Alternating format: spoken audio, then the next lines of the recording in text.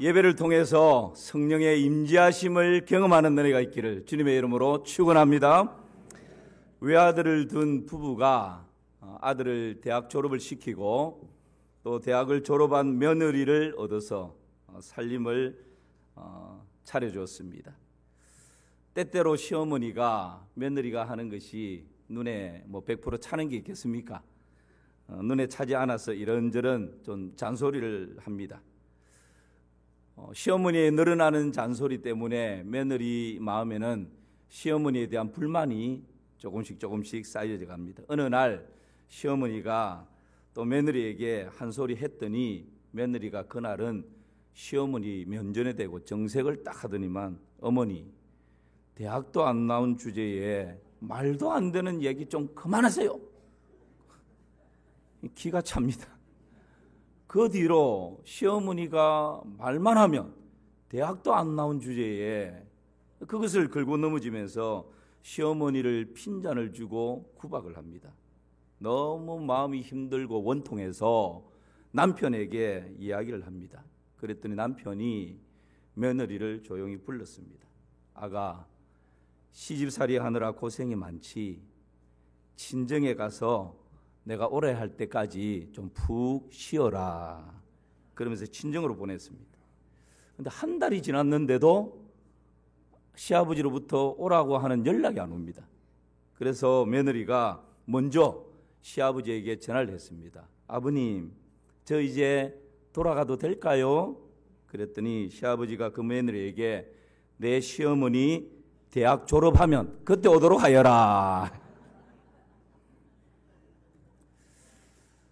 여러분, 가장 친밀해야 될 관계가, 가장 돈독해야 할 관계가 이처럼 깨어져 버리는 일들이 허다하게 많습니다. 가장 오손도손해야 할 관계들이 금이 가고 그 관계의 깨어짐 때문에 신음하는 소리가 처처해서 들려오는 것이 현실입니다. 부부간의 원수가 되어버린 사람들이 참 많습니다. 자식 때문에, 사회적인 체면 때문에 이혼은 하지 않고 버티고는 있지만 이미 정서적으로는 이혼 상태에 있는 부부가 허다합니다. 부모와 자식 간의 막힌 담이 점점점 높아져만 갑니다. 형제 간의 남남으로 지낸 지가 벌써 오래입니다. 직장 동료와의 관계가 날마다 살얼음판을 걷습니다. 심지어 교회 안에서조차 원수 아닌 원수가 되어서 지나가면 찬바람이 쌩 하고 느껴질 정도입니다. 이래도 됩니까? 화해로 가는 길은 없을까요?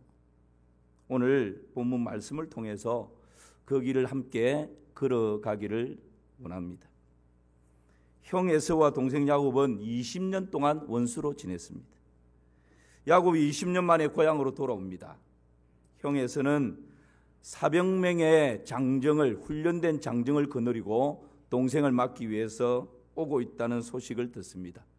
일촉즉발의 위기감이 맴돕니다. 그러나 결론은 우리가 아는 것처럼 형제 간의 화해의 장이 펼쳐지고 20년 만에 만난 형제가 서로 부둥켜 안고 눈물을 쏟으며 그렇게 화해하는 모습이 오늘 우리가 읽은 이 본문에 잘 나옵니다. 부둥켜 안고 쏟아지는 그 눈물 속에 20년 동안 마음의 응어리들이 다 풀려지고 형에 대한, 동생에 대한 미움과 증오와 원망과 불평과 정죄와 판단에 그 녹지 않고 응어리로 있던 그 마음들이 눈물과 함께 다 밖으로 쏟아져 나오는 것이죠.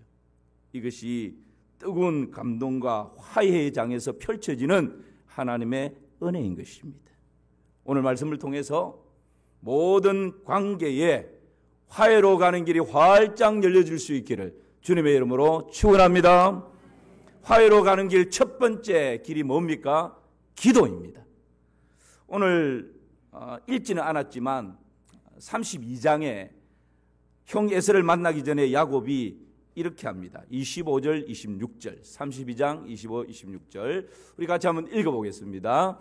자기가 야곱을 이기지 못함을 보고 그가 야곱의 허벅지 관절을 치매 야곱의 허벅지 관절이 그 사람과 씨름할 때에 어긋났더라. 그가 이르되 날이 세려하니 나로 가게 하라. 야곱이 이르되 당신이 내게 축복하지 아니하면 가게 하지 아니하겠나이다. 형 에서가 400명을 거느리고 보복하기 위해서 오고 있습니다. 야곱은 인간적인 모든 방법을 다 강구했습니다. 그러나 불안합니다. 초조합니다. 두렵습니다. 잠을 이룰 수가 없습니다. 자칫 잘못하면 처자식을 다 잃을 판입니다. 20년 동안 밤낮 가리지 않고 재산을 모았는데 자칫 잘못하면 이 재산 하루아침에 다 날아갈 판입니다. 참으로 답답하고 두려운 밤입니다. 이럴 때 여러분 야곱이 어떻게 합니까? 야복 강가로 홀로 남습니다. 그런데 하나님께서 야복 강가에 홀로 남은 야곱을 찾아오셨습니다. 야곱에게 기회가 온 것입니다. 여러분 그때의 야곱이 찾아오신 하나님을 붙잡습니다. 그리고는 하나님께 매달립니다. 하나님, 제발 저를 좀 도와주십시오. 하나님 저를 살려주십시오. 하나님, 형님의 이 보복하고자 하는 이 복수의 마음을 하나님께서 좀 어루만져 주십시오. 하나님 우리 가족을 지켜주십시오. 20년 동안 모은 이 재산을 하나님 좀 지켜주십시오. 야곱은 밤새 하나님을 붙잡고 씨름하며 하나님께 기도하는 가운데 여러분 고관들이 부러져 버리지 않습니까? 그런데도 하나님을 놓지 않습니다. 하나님을 붙잡고 하나님 응답해 주십시오. 하나님 축복해 주십시오. 그러지 않으면 제가 놓지 않겠습니다. 죽을 힘을 다해서 하나님을 붙잡습니다. 기도 외에는 이 같은 유가 나갈 수 없다는 것을 알았기 때문입니다. 사랑하는 성도 여러분, 야복 강가의 야곱의 이 기도를 호세아서에서는 이렇게 표현하고 있습니다. 같이 읽어볼까요? 야곱은 모태에서 그의 힘의 발뒤꿈치를 잡았고 또 힘으로는 하나님과 겨루되 천사와 겨루어 이기고 울며 그에게 간구하였으며 하나님과 씨름하면서 밤새 절대 놓지 않겠다고, 응답하지 않으면 놓지 않겠다고, 축복하지 않으면 놓을 수 없다고 사생결단을 하고 하나님께 매달리는 것입니다. 펑펑 울면서 하나님께 간절하게 통곡하면서 그렇게 하나님께 구하는 것입니다. 여러분, 이 절박함의 기도가 하나님의 마음을 움직이는 줄을 믿습니다. 하나님께서 그 형 에서의 마음을 풀어주십니다. 복수의 마음을 은혜의 마음으로 바꾸어 주시는 것입니다. 사람이라면 다시 사람이라면 이 동네는 금요기도에 안 나오시는 분들인가 봐요. 금요기도의 인사입니다. 다시 사람이라면 사람이 기도하면 할렐루야. 여러분 우리가 열심히 일하면 열심히 일한 만큼의 효과가 있습니다. 결과가 있습니다. 그러나 우리가 하나님께 기도하면 하나님께서 친히 일하시고 그 모든 일들을 지어 성취하시는 줄을 믿습니다. 기도는 우리 그리스도인들에게 주어져 있는 놀라운 특권 중에 특권입니다. 원수처럼 지내는 사람이 있습니까? 깨어진 관계가 있습니까? 마음의 엉어리가 있습니까? 여러분 화해의 길 첫 번째가 기도입니다. 기도 없이 인간적인 방법 다 동원해도 여러분 별로 효과가 없습니다. 하나님 앞에 기도로 시작하시기를 주님의 이름으로 축원합니다. 남편을 위해서 기도하고 아내를 위해서 기도하고 그 사람을 위해서 기도할 때 하나님 저 사람의 마음을 만져주시옵소서. 하나님 저 사람의 생각을 주님께서 주장하여 주시옵소서. 굳어있는 마음을 살같이 부드럽게 하여 주시옵소서. 여러분 먼저는 그 사람을 위해서 기도하는 것입니다. 두 번째는 나를 위해서 기도해야 됩니다. 하나님 내 안에 죄짓지 않게 하여 주시옵소서. 저 사람에 대해서 내 마음의 미움과 증오와 시기질투가 끊임없이 일어납니다. 정죄와 판단이 끊임없이 일어납니다. 하나님 이 마음을 다스려 주시옵소서. 상대방을 위해서 기도하고 나를 위해서 기도하며 이 모든 상황을 하나님의 손에 얹어가는 것입니다. 기도할 때 여러분 꼭 기억해야 될 것이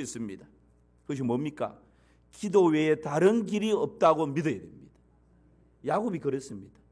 여기에서 물러나면 길이 없습니다.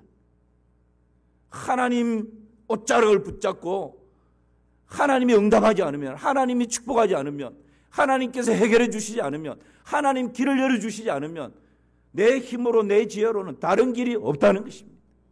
이 절박함을 가지고 밤이 맞도록 아침에 동이 트올 때까지 뼈가 위골되어져 버렸는데, 그럼에도 불구하고 하나님을 붙잡고 매달릴 때 하나님께서 친히 일하시고 하나님께서 이 모든 상황들을 재편해 주시는 것입니다.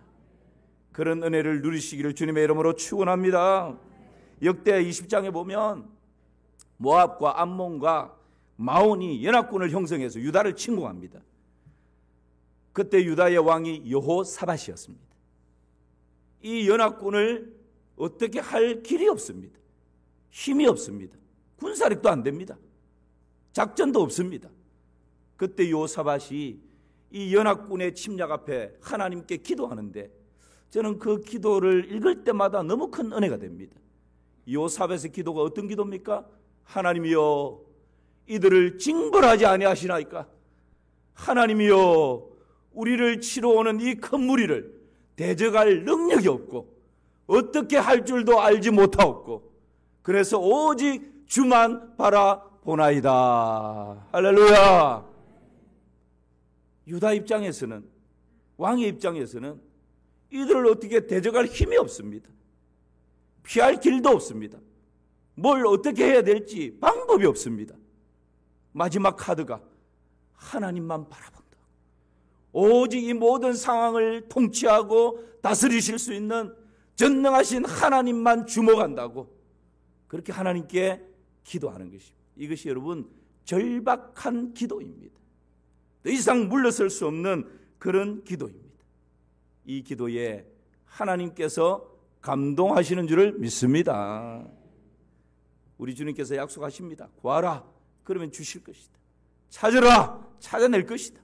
문을 두드리라, 그러면 열릴 것이라 약속하십니다. 여러분, 이 약속의 말씀을 믿고 화해의 길로 나아가는 첫걸음, 기도입니다.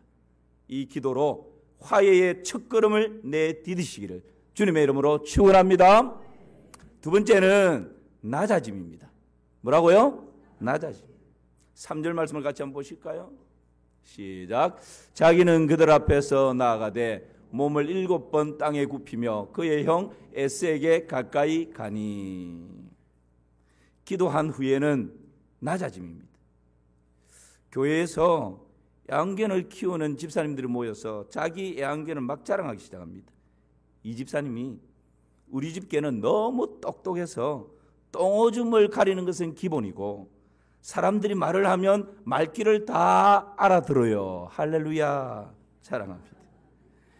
이 말을 듣고 있던 김 집사가 우리 집 개는 너무 영리해서 슈퍼에 가서 물건을 사올 정도예요. 다 주님의 은혜죠, 자랑합니다. 박 집사님이 옆에서 가만히 듣고 있다가 우리 집 개는 슈퍼에 가서 카드로 결제를 하고 서명까지 하고 물건을 사올 정도예요. 모든 영광 하나님께. 말도 안 되는 어처구니 없는 이 대화를 듣고 있던 그 교회의 믿음 좋은 학원사님이 버럭 화를 내면서 한마디 합니다. 그 슈퍼에서 계산하고 있는 주인이 우리 집 개야. 여러분, 참 우리는 자랑에 목말라 있고 조금이라도 높아지고 싶은 것이 사람의 본능입니다. 드디어 20년 만에 형님을 대면합니다. 이제 어떤 일이 지금 펼쳐질지 아무도 모릅니다. 야곱은 아마 조마조마한 마음이었을 것입니다. 형님이 400명을 거느리고 점점점 가까이 다가오고 있습니다. 그때 여러분, 형님을 맞이하는 야곱, 어떻게 형님을 맞이합니까? 다시 한번 우리 본문을 보실까요? 3절입니다. 시작. 자기는 그들 앞에서 나아가되 몸을 7번 땅에 굽히며 그의 형 에스에게 가까이 가니. 야곱이 형 에스를 맞이하는데 땅에 몸을 몇 번 굽혀요? 7번을 굽힙니다. 지금 이 모습은 그때 당시 관습으로는 종이 주인에게 할 수 있는 행위입니다. 그러니까 지금 야곱은 형님을 맞이하면서 형님의 얼굴이 점점점 가까이 다가올 때 그 얼굴을 베옵는 것이 아니라 그냥 땅에 납작 엎드려 버립니다. 절을 합니다. 몇 번을요? 7번. 이 행위는 형님, 저는 이제부터 형님의 종입니다. 형님은 제 인생의 주인입니다. 이 고백을 하면서 7번을 하면서 형님께 조금씩 가까이 나아가는 것입니다. 아마 이 광경을 지금 지켜보고 있는 형님의 마음이 어떨까요? 여러분, 종은 주인의 소유입니다. 주인이 이 종을 죽일 수도 있고 살릴 수도 있습니다. 주인이 이 종을 팔아버릴 수도 있습니다. 주인 입장에서는 종이 가지고 있는 모든 재산도 주인의 것입니다. 종은 이때 당시 주인의 농사짓는 도구에 불과했습니다. 그런데 지금 야곱이 형님을 맞이하면서 나는 종이라고 납작 엎드려버리는, 낮아지는 이런 모습을 보게 됩니다. 여러분, 본래 야곱이 이런 사람이 아니었습니다. 야곱은 끊임없이 높아지려고 물불을 가리지 않았던 그런 사람이었지 않습니까? 형님보다 먼저 되려고 어머니 뱃속에서 나올 때부터 형님의 발 뒤꿈치를 잡았던 사람이, 그러면서 싸웠던 사람이 야곱이었어요. 형님이 가지고 있는 그 장자권 내가 빼앗아버리고 형님이 가지고 있는 축복권 내가 빼앗아서 형님보다 더 성공하려고 여러분 오만 거짓말 사기를 다 쳤던 사람이 야곱이었어요. 라반의 외삼촌이면서 장인어른이죠. 외삼촌 장인어른 집에서 20년 동안을 살면서 장인어른보다 더 부자가 되려고 오만 수단 방법을 가리지 않고 거부가 되려고 했던 사람이 야곱이었어요. 근데 야곱이 20년 세월이 지나고 형을 맞이해야 되는 이 순간에 철저하게 깨닫는 것입니다. 태어날 때부터 먼저 되고 싶었고 성공하고 싶었고 다른 사람보다 앞서고 싶었고 다른 사람보다 더 높아지고 싶었는데, 그렇게 하면 그렇게 할수록 모든 관계들이 다 깨어져 버렸구나.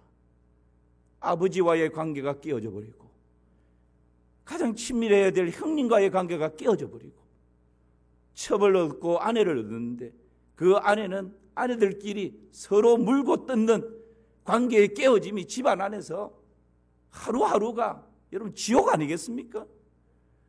20년 동안 함께했던 외삼촌과의 관계도 다 금이 가버렸구나. 여러분, 높아지려고 성공하려고 더 먼저 앞서려고 했던 이 노력들이 다 물거품, 이 가치 없는 일들이구나. 여러분, 그 깨어진 관계 가운데 소유가 많으면 뭐 하겠어요? 좀 더 높아져 있으면 뭐 하겠어요? 마음이 지옥인데, 날마다 그 마음이 지옥을 살아가는데 여러분 더 많이 가진 것이 무슨 소용이 있겠어요? 여러분, 야곱이 그것을 깨닫는 것입니다. 그래서 야복 강가에서 하나님과 대면해서 그 야곱이라고 하는 이름이 이스라엘로 바뀌어지니까 이제 야곱의 모습이 달라지는 거예요. 높아지는 것이 아니라 형님 앞에 진정성 있게 납작 엎드려 버립니다. 형님, 20년 전에 그 일 때문에 나를 죽인다면 형님 처분대로 달게 받겠습니다. 이 모습 아닙니까? 제가 가지고 있는 것 형님 다 빼앗아 간다면 저는 아무 저항하지 않겠습니다. 저는 형님의 종입니다. 완전히 낮아지고 완전히 바닥에 엎드려져 버리는 것이지. 여러분, 이럴 때에 어떤 광경이 벌어집니까? 4절 말씀 한번 보시길 바랍니다. 시작.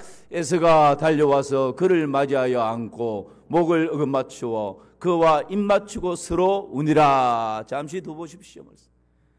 여러분, 이 납작 엎드려 낮아질 때 에서가 조금 거리를 두고 그 모습을 지켜보고 있었지 않겠습니까? 저 멀리에서 한 번 하고 또 한 번, 7번을 납작 엎드려서 절하면서 조금씩 형 가까이로 다가오는 동생을 바라보면서 마음이 울컥 하는 것이지. 에스가 그냥 아마 말을 탔으면 말에서 내려와가지고 그 납작 엎드려서 7번 절을 하고 있는 동생에게 달려왔습니다. 그리고는 동생을 맞이합니다. 끌어안습니다. 목을 어긋맞고 그렇게 끌어안고 서로 입을 맞추고 펑펑 우는 것이죠. 20년 동안 미워했던 마음, 증오했던 마음, 불평했던 마음, 보복하려고 칼을 갈았던 그 마음, 여러분 형제간에 끌어안고 펑펑 울면서 눈물이 쏟아질 때 그 모든 마음들이 다 녹아내리고 눈물을 통해서 그 마음에 있던 모든 마음들이 다 밖으로 빠져나오는, 이것이 여러분 화해의 현장에서 일어나는 놀라운 하나님의 은혜요 복인 줄을 믿습니다. 낮아짐은 화해의 길로 가는 지름길이요 디딤돌이 되는 것입니다. 마지막 하나는 선물입니다. 여러분 다시 한번 정리해 볼까요? 화해로 가는 길, 첫 번째 뭐라고요? 기도이고, 두 번째는요 낮아짐이요, 세 번째는 선물입니다. 오늘 8절 말씀을 같이 한번 보실까요? 8절 시작. 에서가 또 이르되 내가 만난 바 이 모든 때는 무슨 까닭이냐? 야곱이 이르되 내 주께 은혜를 입으려 함이니이다. 야곱은 이미 상당한 가축들을 형 에서를 위해서 선물로 보냈습니다. 형의 마음을 풀고자 하는 선물입니다. 뇌물이 아닙니다. 야곱의 진심에서 우러나오는 선물이었습니다. 형이 묻습니다. 이 떼들은 뭐냐? 이 짐승떼가 뭐냐? 형에게 내가 은혜를 입고자 이 짐승떼를 선물로 형에게 드리는 겁니다. 그럴 때 여러분 8절 말씀을 다시 한번 띄워보실까요? 참 형만한 아우가 없습니다. 에서가 또 이르되 내가 만난 바 이 모든 때는 무슨 까닭이냐? 야곱이 이르되 내 주께 은혜를 입으려 함이니이다 라고 이야기를 합니다. 여러분 야곱이 그동안에 형이 가지고 있었을 그 아픈 마음들, 형의 장자권 축복권을 빼앗아버림으로 형이 당했던 그 힘겨움들 조금이라도 보상하기 위해서 이렇게 선물을 보냈지 않습니까? 사람은 선물을 받으면 마음이 조금씩 풀어지게 되어 있습니다. 왜 그럴까요? 물질이 있는 곳에 마음이 있기 때문에 그렇습니다. 그래서 큰 대형 참사가 나고 나면 국가에서든 그 책임 있는 기업에서든 거기에 따르는 보상을 합니다. 여기서 선물이라고 하는 것은 보상, 이런 의미도 같이 포함되어 있습니다. 그것이 처음에는 아무렇지도 않은 것처럼 받아들이지 않지만 그러나 그 보상으로 인해서 조금의 위로가 되고 마음이 조금씩 녹아지는 은혜가 있는 것이지. 그래서 잠언에서는 선물에 대해서 이렇게 표현을 합니다. 21장 14절 보니까 시작. 은밀한 선물은 노를 쉬게 하고 품 안의 뇌물은 맹렬한 분을 그치게 하느니라. 여기서 품 안의 뇌물이라고 해서 이게 좀 부정적인 의미로 느껴집니다. 그런데 히브리어 원어를 보면 이게 뇌물이라는 이 단어가 보상, 선물 이런 의미로 해석이 됩니다. 그러니까 은밀한 선물은 노를 쉬게 하고 품 안에 있는 선물은 맹렬한, 품 안에 있는 보상은 맹렬한 분을 그치게 한다. 딱 지금 야곱이 형 에서와의 관계 가운데서 나타나는 이 효과인 것이죠. 선물은 이런 은혜가 있는 것입니다. 잠언 18장 16절도 한번 보실까요? 시작. 사람의 선물은 그의 길을 넓게 하며 또 존귀한 자 앞으로 그를 인도하느니라. 선물이 여러분 그의 길을 어떻게 한다고요? 넓게 한다고. 막혀있는 길을 열어줄 수 있다라고. 닫혀있는 문을 열어줄 수 있는 것이 선물이라. 그렇게 말씀합니다. 그것이 존귀한 자 앞으로 인도한다 말씀합니다. 잠언 19장 6절도 한번 보실까요? 시작. 너그러운 사람에게는 은혜를 구하는 자가 많고 선물 주기를 좋아하는 자에게는 사람마다 친구가 되느니라. 선물 주기를 좋아하는 사람은 사람마다 뭐가 된다고요? 친구가 된다고. 좀 껄끄러운 사람, 부정적인 사람, 뭐 좋은 사람, 늘 그냥 찬바람 부는 사람. 그런데 선물을 주기 시작하면 사람마다 뭐가 돼요? 친구가 된다라고. 이것이 여러분 선물의 효과입니다. 선물은 노를 쉬게 하고 분을 그치게 하고 선물은 문을 넓게 만들어주고 원수도 친구로 바꿀 수 있는 것.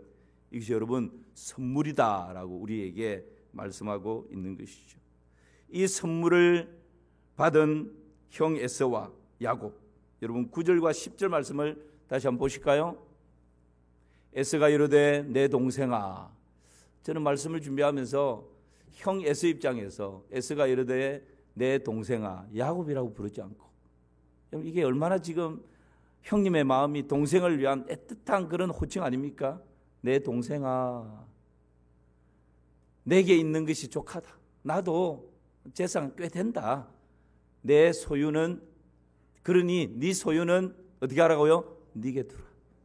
야, 정말 이 형만한 아우가 없지 않습니까? 모른 척하고 좀 받을 수 있는데, 내 동생아 괜찮다. 나도 먹고 살만하다. 나를 위해서 준비한 이 선물 그냥 내게 두라고. 얼마나 멋진 형님의 모습입니까? 야곱이 물러서지 않습니다. 야곱이 이르되 그렇지 아니하니이다. 내가 형님의 눈앞에서 은혜를 입어싸우면 청하건대 내 손에서 이 예물을 받으소서. 여러분 그냥 뇌물로 보낸 것이 아니라는 거예요. 정말 내 마음에 조금이라도 형님의 마음에 보상하고 싶은 20년 동안 나 때문에 고생해, 나 때문에 고통을 알아, 그 형님의 마음을 조금이라도 위로해 주고 싶은 이 동생의 마음이 여기에 지금 전달되고 있는 것이죠.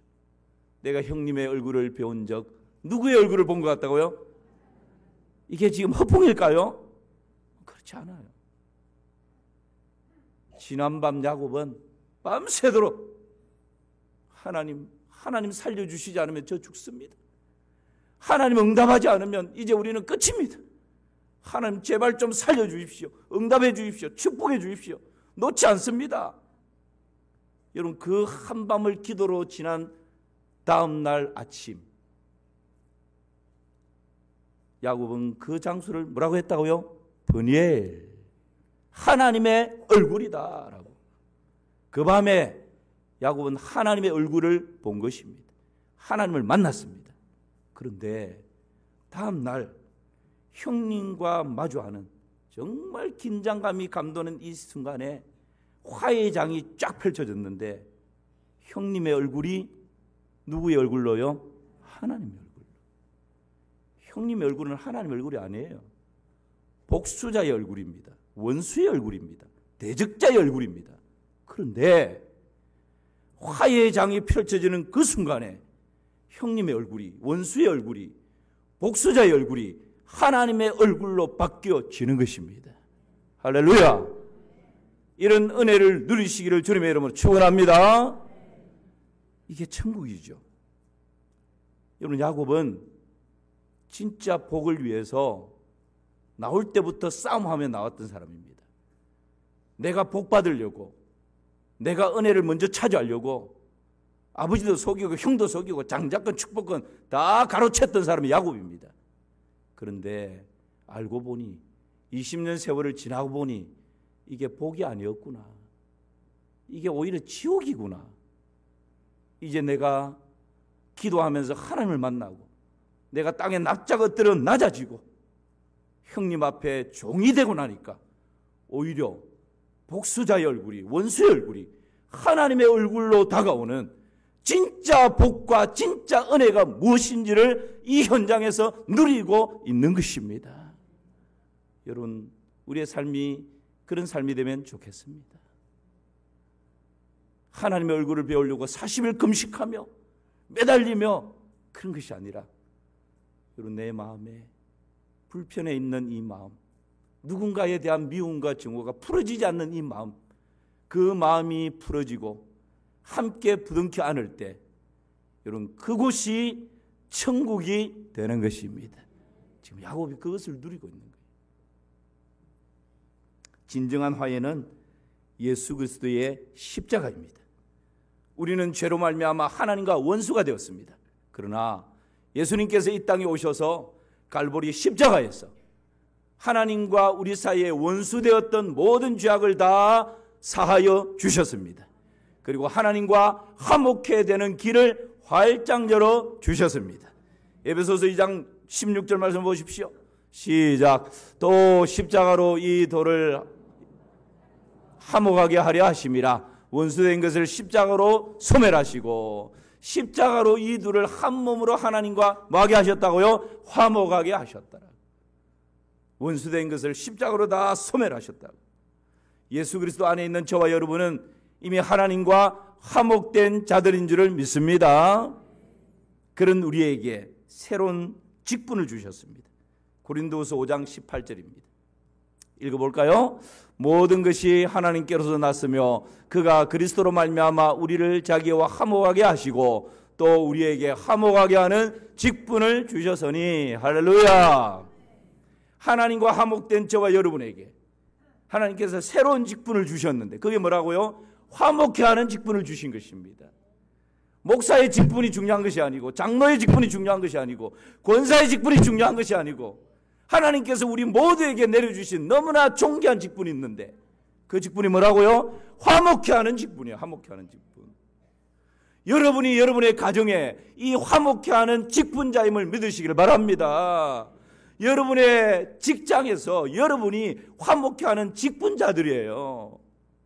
우리 교회 안에서 여러분 한 사람 한 사람이 화목케 하는 직분자고 사명자라는 것, 여러분 이것을 꼭 기억할 수 있기를 주님의 이름으로 축원합니다.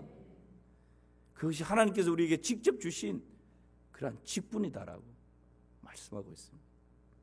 사진을 한 장 보여주시죠. 자, 이 사진을 보면 제일 먼저 눈에 딱 들어오는 게 뭐죠? 차에 관심이 많은 사람은 차가 눈에 들어올 것이고, 부동산에 관심이 많은 사람은 집이 들어올 것이고, 자연을 좋아하는 사람은 저 뒤에 배경으로 있는 하늘과 구름이 들어올 것이고, 근데 그냥 보편적으로 이 사진을 딱 보면 나무가 왜 저래? 그런 모습이 보이죠. 이 나무는 영국 잉글랜드 사우스 요커셔라고 하는 바르트 미스트리, 이름이 어렵습니다. 미스트리시의 집에 있는 나무입니다. 이 나무는 4.8m, 25년을 키운 전나무라고 합니다. 그런데 왜 이렇게 반으로 잘려져 버렸을까요? 사연은 이렇습니다. 이 나무가 가지를 무성하게 이렇게 큰 나무였는데 이 나무가 딱 절반은 이 미스트리시 집으로 이렇게 있고 또 절반은 이웃집으로 넘어간 거예요. 그러니까 이웃집에 사는 70대 노부부가 이 미스트리시에게 이 항의를 했습니다. 이 나무 때문에 새들이 오니까 새소리 때문에 잠을 잘 수가 없다고, 소음이라고.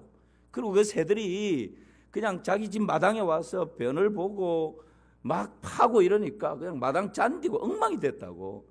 그래서 이 미스트리시가 그 항의를 듣고는 나무를 막 가지가 뻗어 있는 나무를 예쁘게 이렇게 둥글게 다시 만든 거예요. 그런데 어느 날 이 70대 노부부가 전문가들을 불러서는 나무를 그냥 자르기 시작합니다. 이 미스트리시가 제발 20년 이상을 키운 가족 같은 나무인데 제발 좀 진정해 달라고 아무리 하소연을 했지만 아랑곳하지 않고 나무를 반으로 그냥 딱 잘라버렸습니다. 영국 법은 이웃집 나무가 자신의 집에 넘어온 경우 나무 소유주의 허락 없이 자를 수 있답니다. 그리고 잘라진 나무는 다시 주인에게로 다 돌려줘야 되는 것이 영국의 법이랍니다. 그러니까 이 주인 입장에서는 뭐 어쩔 수 없이 눈에 보고 있으면서 당할 수밖에 없는 것이죠.